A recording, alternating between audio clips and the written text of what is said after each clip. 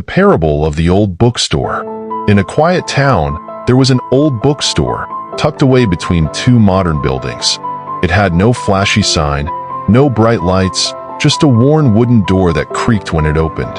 Inside, the shelves were filled with books of every kind, but the most special ones were hidden in the back, in a small corner of the shop that hardly anyone ever visited. The shopkeeper, an elderly woman named Clara, had run the bookstore for decades. She didn't make much money, but the few customers who wandered in often left with more than just a book. They left with a piece of something they didn't know they were looking for. One day, a young man named Lucas, who had just moved to the town, stumbled into the bookstore.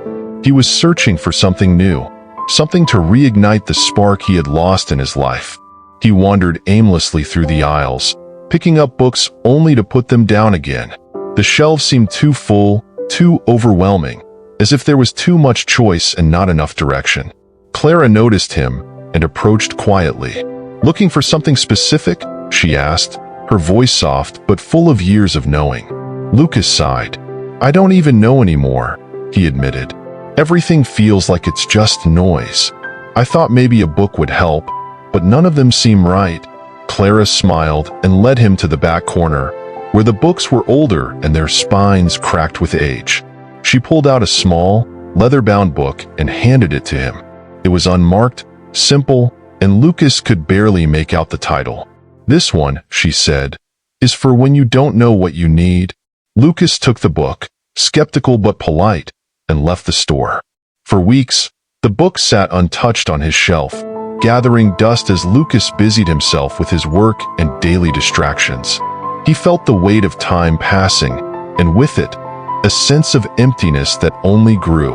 One quiet evening, as he sat in his small apartment, the weight of everything pressing in, Lucas picked up the old book. He flipped through the pages, unsure of what he was looking for. The words seemed simple, the stories small.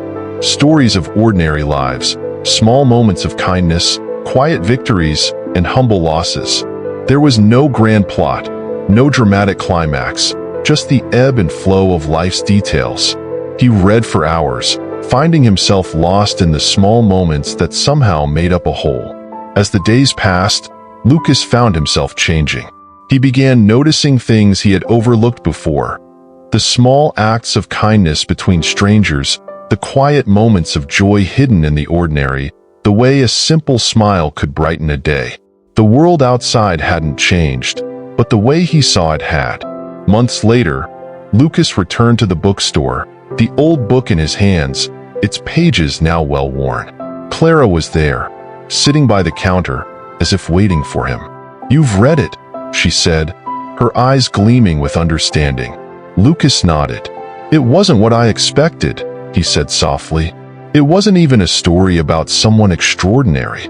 But somehow, it taught me more than I thought I needed to know."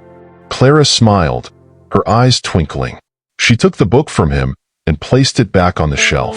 "Sometimes," she said, "the most profound lessons are hidden in the quietest places, in the simplest moments.